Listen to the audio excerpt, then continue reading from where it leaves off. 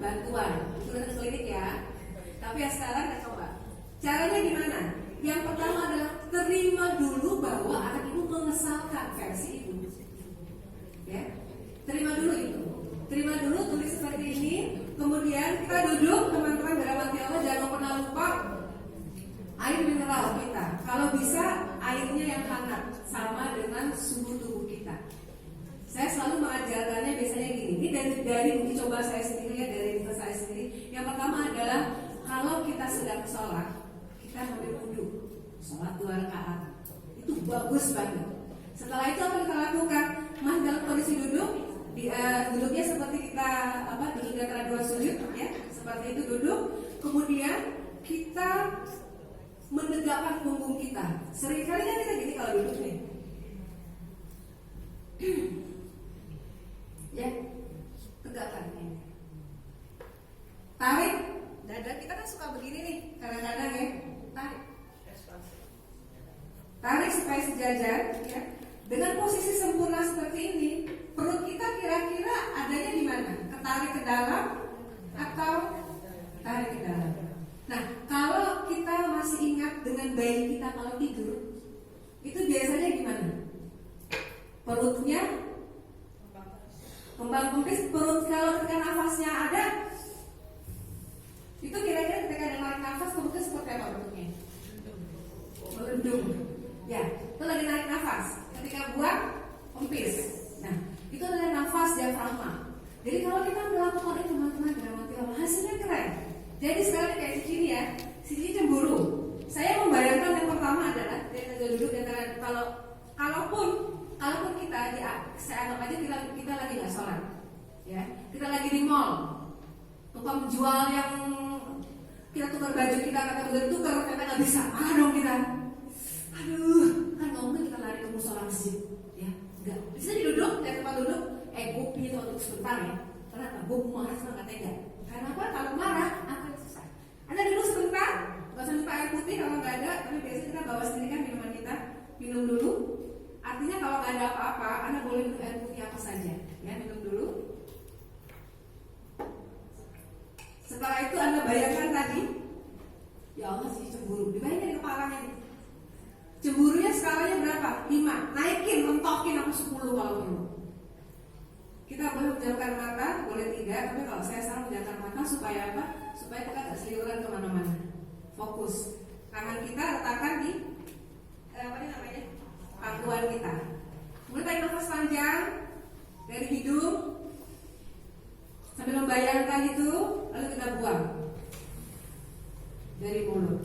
Tetapi caranya ada dengan 3 kali. Cara yang pertama, ketika cemburu, ini kan emosi negatif. Kalau kita emosi negatif, biasanya agama kita ngajarin apa? Kalau kita nggak nyaman, nggak suka, kita marah, istighfar. Jadi kita bilang, astagfirullah. Al-azimnya ditahan, al-azim. Sambil itu kemudian kita buang perlahan dengan hamdalah, alhamdulillah. Tapi jangan disuarakan dalam hati, karena nanti akan susah bernafas sambil bicara. Ya, kita dicoba yuk, kita mulai. Sekarang Anda perhatikan yang Anda tulis, bagaimana mendetoksifikasi emosi Anda, emosi negatif. Kalau Anda mau minum, silakan minum air nggak ada ya. Kalau itu selamat untuk ludah. Nah, sekarang Anda tegakkan tubuh Anda, ya. Anda tegakkan tubuhnya. Jangan matanya boleh. Bayangkan tadi di kepala Anda dengan siapa Anda yang membuat tadi Anda marah. Kalau saya sedang membayangkan si Hani tadi, saya cemburu sama Hani. Tahun lalu dia udah S3, saya bimbing dia S3, goyang banget kan. Bayangkan itu di kepalanya, kepala kita masing-masing, ya. Kemudian tarik nafas, hati kita berzikir istighfar, astagfirullah. Al-azimnya ditahan, tahan dulu, masih membayangkan. Kalau sudah siap kita buang lewat hidung, jangan lewat mulut. Nafasnya dari hidung kita buang. Hati kita bilang alhamdulillah, sambil membayangkan bahwa rasa cemburu yang Allah akan Allah keluarkan. Tarik nafas panjang lagi, astagfirullah. lazimnya ditahan. Ini masih yang kedua, tetap keluar dari hidung. Nafas panjang dari hidung dikeluarkan. Hatinya alhamdulillah.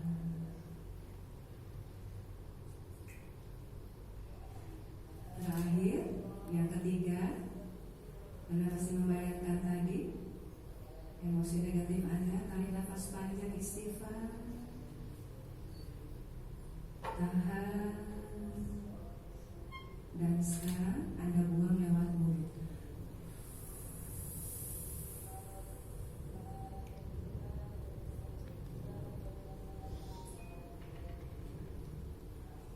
Sekarang silakan Anda buka mata Anda.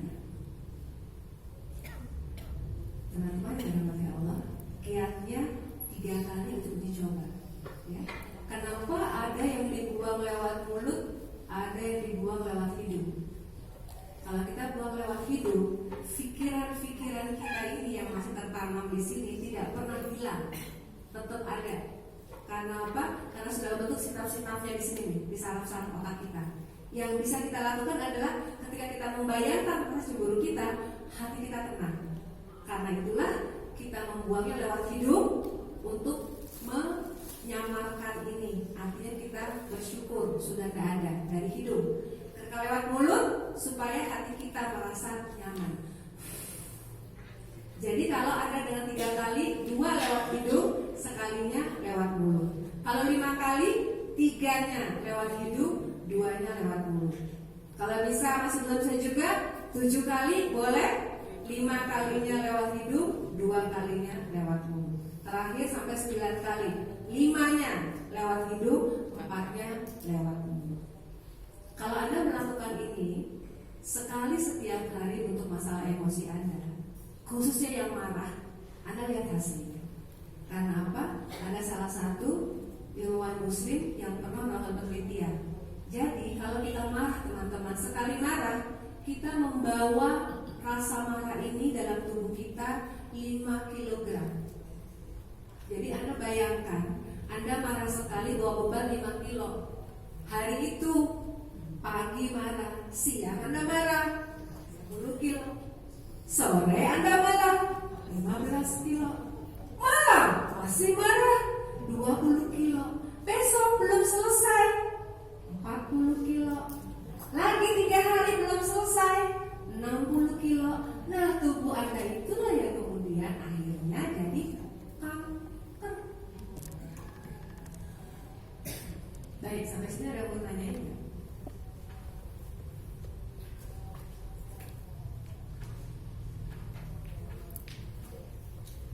Ini salah satu contoh dari perbedaan antara kesenangan dengan kebahagiaan.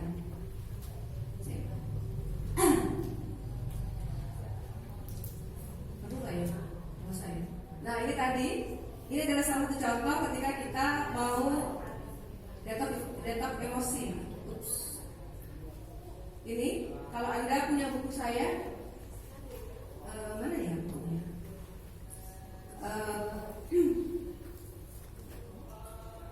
Di buku saya ini kemarin terbitnya bulan apa ya? Juli 2 kemarin ya. Di buku saya ini banyak tips untuk isi album untuk Asmaul Husna. Ya semuanya dengan menggunakan Asmaul Husna, dan ini semua dari penelitian saya ke diri saya sendiri, keluarga, klien-klien dan lain-lainnya. Dan ini ada jilid 1, 2, dan 3 karena masing-masing Asmaul Husna dulu ini dijadikan tebal banget, jadi kita bagi 3. Satu buku isinya 33 Asmaul Husna. Jadi kalau misalnya Anda ingin melakukannya, Anda bisa lihat, bisa beli bukunya dan kemudian melakukannya dari buku ini. Semua ada di sini. Jadi ada 99 Asmaul Husna. Dan teman-teman dirahmati Allah, saya meneliti ini lebih kurang 25 tahun. Ketika saya masuk kuliah waktu itu sampai hari ini, dan kemudian saya praktekkan ke klien-klien saya, termasuk mereka yang masalah, termasuk mereka non muslim. Dan ternyata mereka bilang hasilnya masya Allah dengan ridho Allah. Dan itu karena juga apa? Malah mereka bilang begini, Bu, boleh nggak kita pakai bahasa Indonesia-nya? Boleh. Jadi saya ganti misalnya yang maha pengasih, yang maha penyayang. Tapi setelah beberapa hari bilang, Bu, enakan pakai Rahman Rahim deh. Oke, pakai itu. Boleh, Bu? Boleh. Itu kan bahasanya orang Islam, bukan universal. Bahasa Inggris itu miliknya orang Inggris, tapi bahasa Arab itu adalah bahasa universal.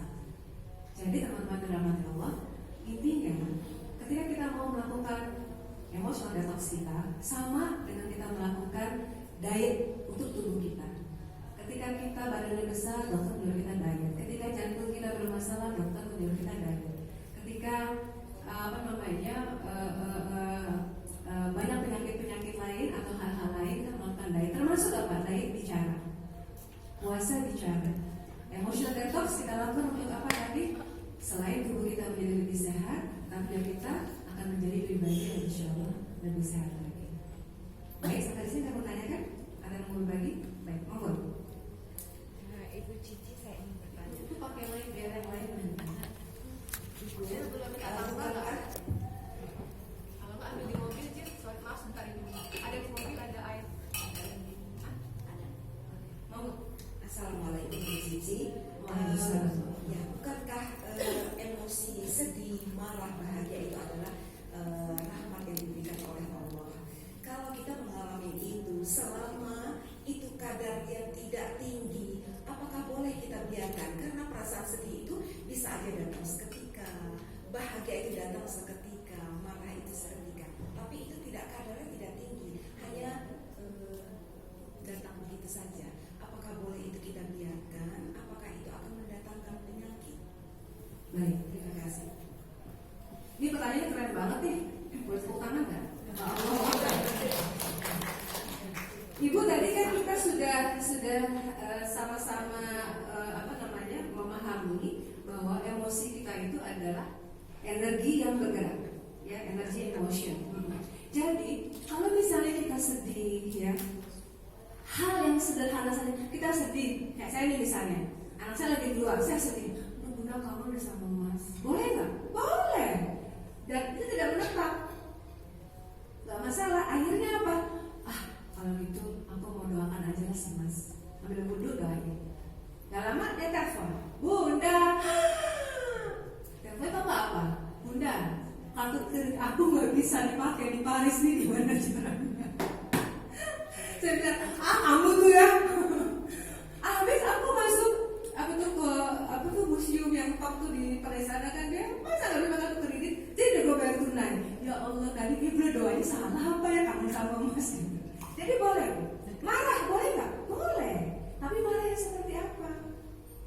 Kalau misalnya kita marah tidak pada tempatnya, ya marah kita seenaknya, ya tetap. Makanya salah satunya ketika kita marah, yang perlu kita ingat adalah siapa? Allah. Surat apa tuh? Bahwa Allah bilang bahwa kalau kita mengingat Allah, kita akan tenang dan nyaman. Surat apa tuh? Kok gue jadi astagfirullahaladzim 28 ya? Jadi pada dasarnya kita ini kan diciptakan tergesa-gesa ya. Kita sering gampang takut, kita sering gampang sedih, kita sering sekali gampang merana. Tapi Allah udah kasih itu jawabannya satu. Ingatlah aku, kata Allah. Kalau ingat sama aku, kau akan nyaman. Jadi sekali lagi, kalau kita sedih, kalau kita merasa kecewa, kita takut, boleh nggak? Sekali lagi boleh, Bu. Tapi posisi sekarang itu kita buat aja di bawah 3. Sampai tadi kita punya kalimat-kalimat yang keren. Aku sedih ya Allah, astagfirullahaladzim. Aku sedih ya Allah, astagfirullahaladzim. Aku sedih ya Allah, gimana caranya ya supaya aku senang lagi. Ingat, istighfar aja. Wah, itu keren banget. Terus ditambah, kalau saya biasa di situ saya tambah terakhir menutup dengan salawat. Allahumma sholli ala sayyidina Muhammad wa ala alihi. Biar kita hilang tuh. Ting gitu. Tapi kalau memang skalanya besar, nah kita butuh waktu tadi melakukan tadi ya, mau sadar dengan cara yang benar. Tidak terjawab ya? Baik. Ada yang lain? Tidak ada? Kita pulang?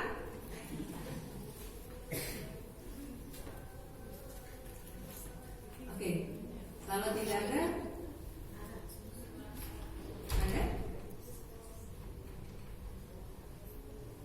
Nggak ada? Oke, kalau nggak ada, oh, oke, di belakang itu. Waalaikumsalam. Tadi saya coba diaplikasikan tadi yang Ibu sampaikan. Bagaimana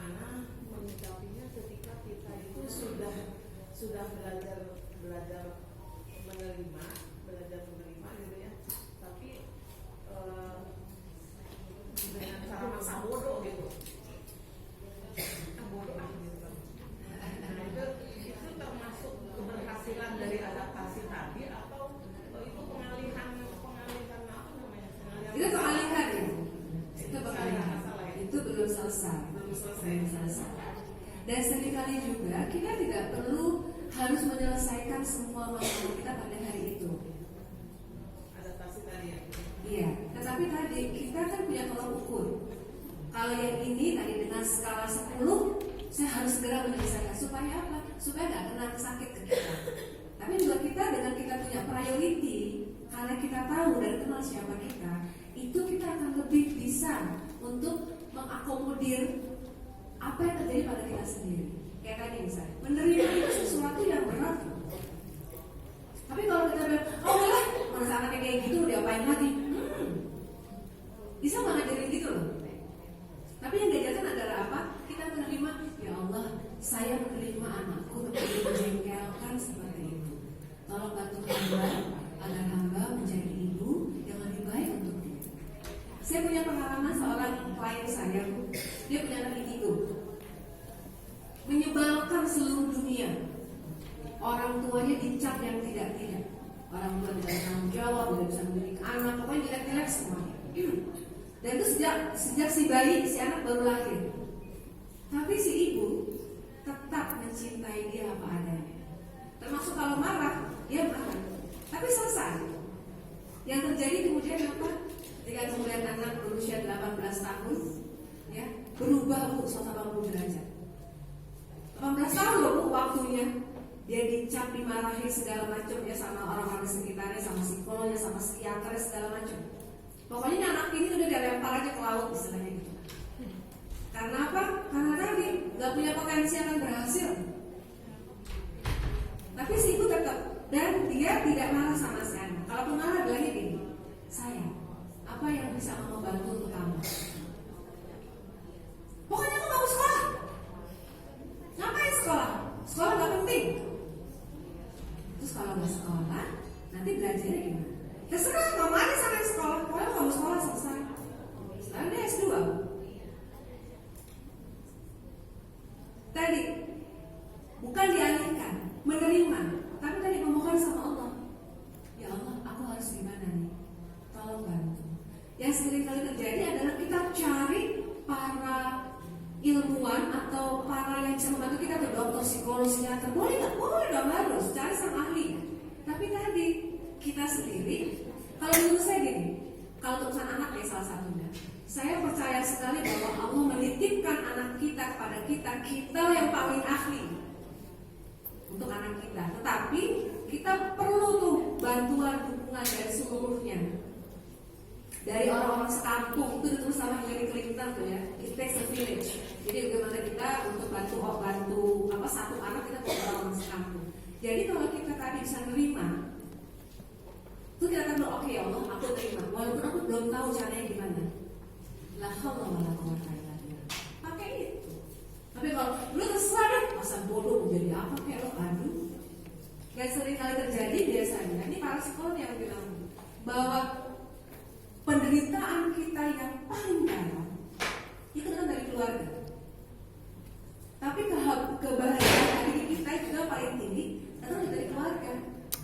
Dan saya bilang gini, para psikolog nyontek dari Quran nih, yang lain surat Al-Ahzab.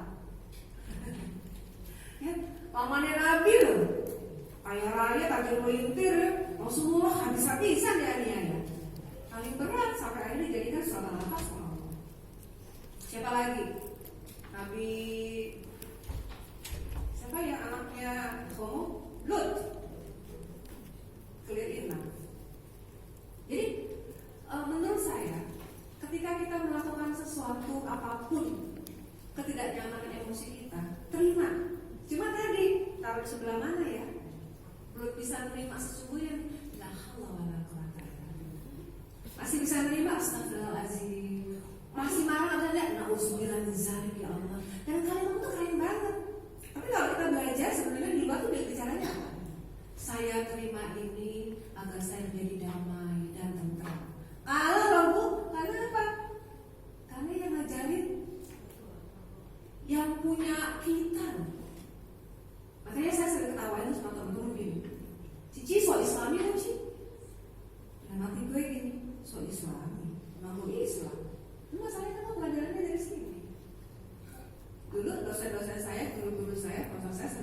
Jadi kenapa sih kamu suka dengan Al-Quran?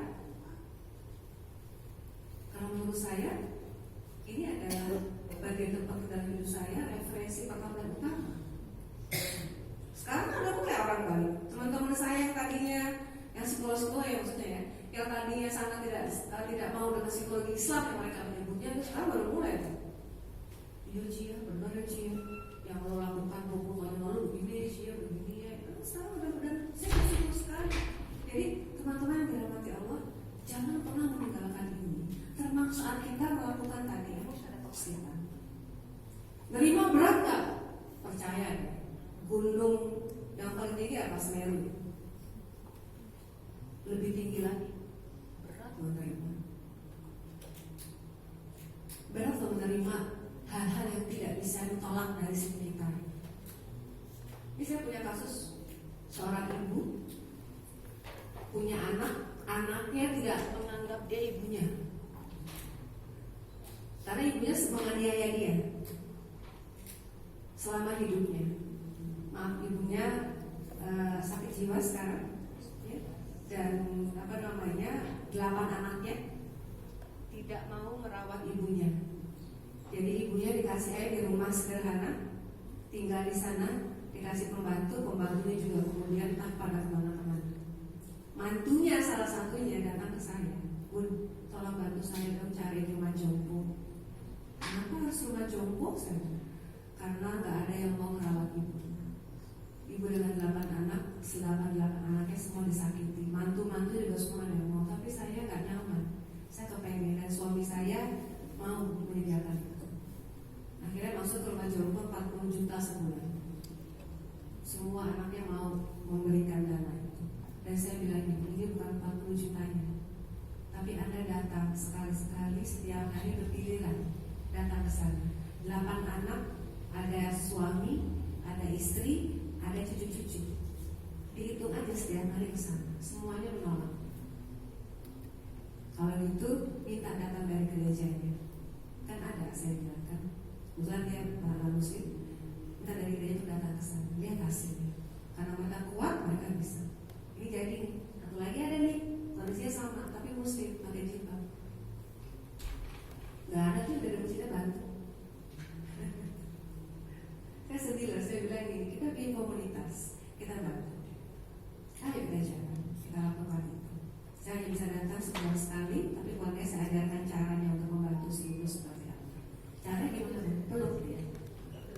Ya, boleh.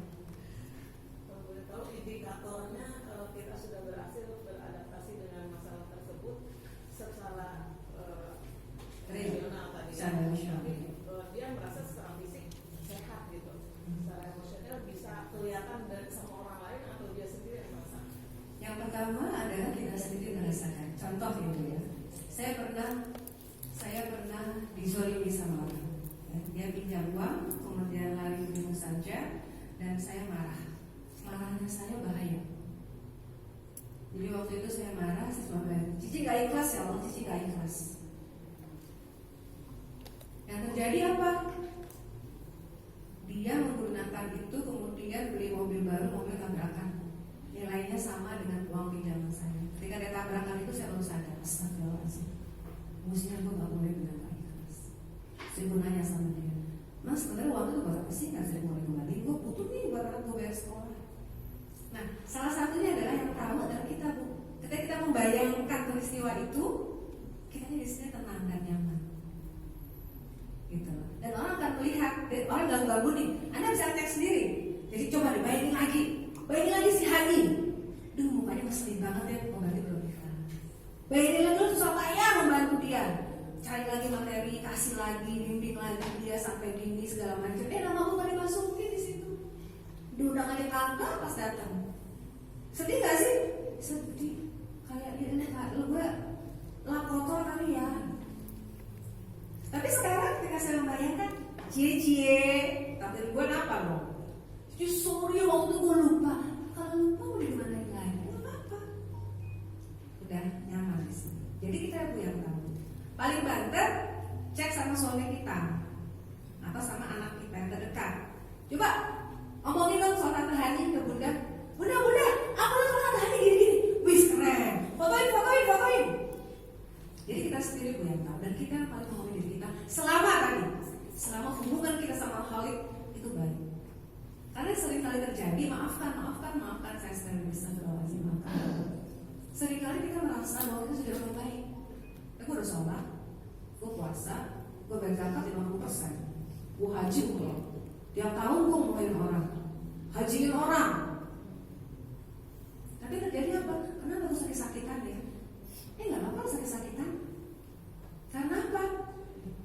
Karena Allah mungkin menampilkan itu.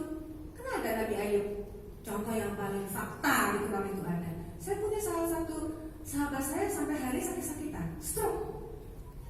Tetap di kursi roda terus. Tapi Masya Allah, perjuangannya dia sama istrinya membantu orang lain tidak pernah henti. Cuma satu dia bilang apa? Walaupun gue di kursi roda Cici, tapi gue tetap harus bermanfaat buat orang lain. Dan dia happy, kelihatan auranya itu baik. Tapi secara fisik dia nggak bisa bergerak. Segala macam sudah dilakukan. Akhirnya dia bilang, Bang, terima sih. Tapi saya juga orang yang bisa ngomong. Tapi saya tahu kenapa. Tapi dia denial terus. Saya nggak bisa bilang apa-apa. Jadi artinya yang paling penting adalah ketika kita mau mengemosional detox kita perlu buat jurnal. Satu, teman-teman mesti punya jurnal. Jadi buku Anda punya sendiri yang saya sebut sebagai trash book. Anda journaling di situ, jangan maki-maki aja. Gue sebel hari ini, kenapa cucian tak kering, hujan gini-gini, boleh. Satu lagi ada gratitude book, buku bersyukur Anda buat. Dan ini diteliti di Texas University selama 15 tahun. Saya mau pelajari itu. Belum lagi yang di Cambridge University 22 tahun. Tapi kita seringkali bilangnya apa? Gue baca itu males, apalagi tulis. Itu kesalahan kita sendiri. Teman-teman, last but not least, ada begitu banyak cara mengemosi, mendetoksifikasi emosi. Lari tadi, ya. Cepat nih, kalau kita lagi sedih, lagi apa? Tadi malam gak siap sama suami, anak-anak udah beres segala macam. Pakai jumpsuit, berenang, boleh. Kalau nggak lari, karena paling murah. Lari 30 menit jalan kaki. Saya tidak menyarankan sepeda statis atau ini, saya tidak menyarankan itu. Karena apa? Karena perbedaannya besar. Kalau kita lari kita akan keluar, menghirup udara segar. Ada taman, saya nyampe orang, hai kita yuk, hai kemana apa? Kena matahari khususnya. Itu dia. Vitamin segala macam nempel di kita. Kalau kita cuma di rumah, males dan kalau dia kan bisa pakai dasar kan sama pendek udah di rumah. Apa tuh namanya? Apa tuh yang main ini? Treadmill. Pakai treadmill kalau nggak sepeda statis. Jadi kalau hujan itu satu cara mengedukasi emosi. Yang kedua, Anda lakukan apa?